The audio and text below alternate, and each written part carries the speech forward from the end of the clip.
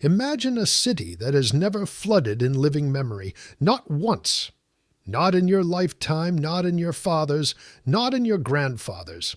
The river runs past it every single day, steady and familiar, the way it always has. Children play near its edge.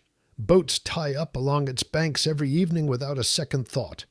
Then one week the rain starts, and it simply doesn't stop. Not a passing storm. Not an afternoon shower you wait out under a doorway. A full week of unbroken rain somewhere upstream in hills you've never seen and never will. You don't know that yet.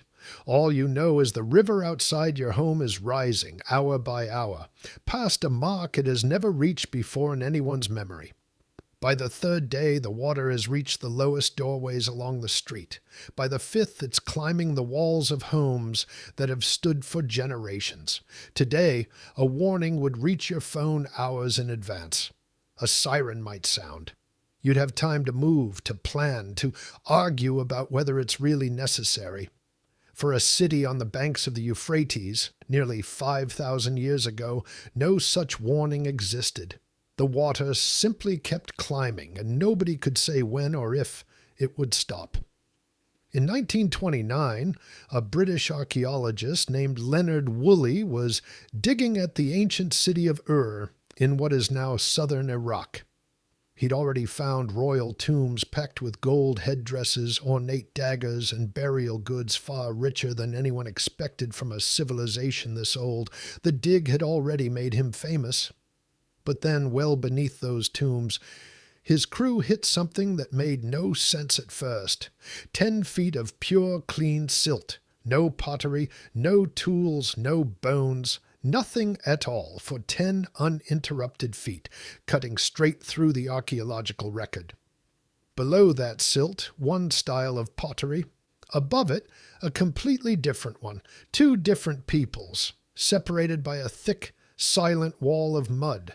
Woolley believed he'd found something extraordinary, physical proof of the flood described in the ancient Epic of Gilgamesh, a story written centuries before the book of Genesis in which the gods sent a catastrophic flood, and one man was warned in time to build a boat.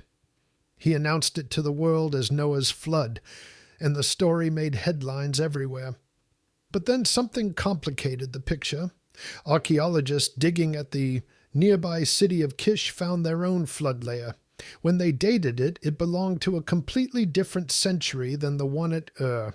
Later, a third team excavating at Shuruppak, the very city named in the Gilgamesh flood story itself, found yet another flood layer from yet another time period entirely. There wasn't one single world-ending flood. There were several, striking different cities in different centuries over a span of hundreds of years, which in some ways makes the story even more remarkable. This wasn't one myth born from one disaster.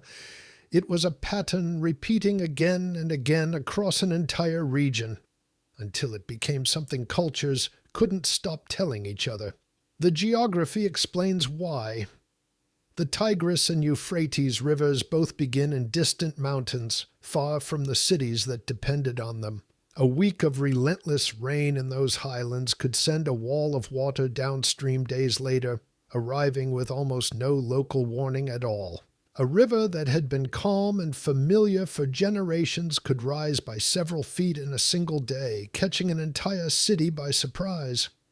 Some civilizations in the region eventually stopped simply reacting and started building for it. Along the Indus River, the city of Mohenjo-Daro was constructed with covered drainage channels running beneath its main streets, engineered specifically to carry stormwater safely out of the city.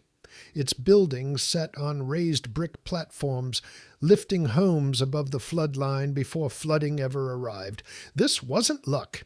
It was design, built directly into the city's foundations. Thousands of miles away in what is now central China, scientists studying a cave called Heishang found an entirely different kind of evidence. Stalagmites grow slowly, layer by layer, as mineral-rich water drips from a cave ceiling, and each layer preserves a chemical record of that year's rainfall. By analyzing nearly 1,000 years of these layers, researchers reconstructed a year-by-year rainfall history for the Yangtze River Valley. They found something striking.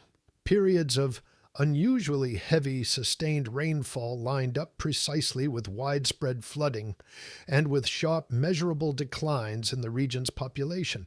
The rain itself was written into stone, one drop at a time, long before anyone wrote it into any story. On the other side of the world, near what is now St. Louis, the city of Cahokia grew into the largest prehistoric settlement north of Mexico. For a while, the Mississippi River cooperated. A long, dry stretch let people build homes and farms directly on the fertile floodplain itself. Then the pattern broke. Sediment records show a return of major flooding, repeated and severe, striking the very land Cahokia had expanded onto. Within a few centuries, one of the largest cities in ancient North America was gone, its decline closely tracking the river's return to its older, more dangerous rhythm. 3 unrelated civilizations on 3 different continents, each shaped by the same basic threat: rain that didn't stop, arriving somewhere they couldn't control, deciding the fate of a city they'd spent generations building. So what did ancient humans actually do when the rain refused to stop?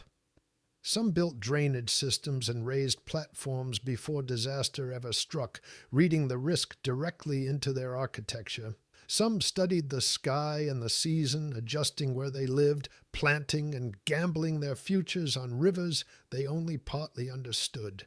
And some simply survived, rebuilt, and told their children exactly what had happened, passing the memory forward until it stopped sounding like an account of a specific river and started sounding like a warning meant for everyone.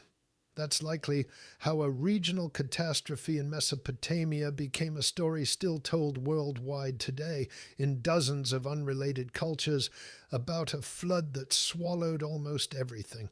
Somewhere in that inherited memory is a very simple, very old piece of advice. Watch the water, build above it if you can, and never fully trust a river just because it's been calm for as long as you've been alive. Think back to that family, watching the water climb their doorway on the 5th day of rain. We don't know their names. We don't know if they survived. But somewhere downstream, someone did.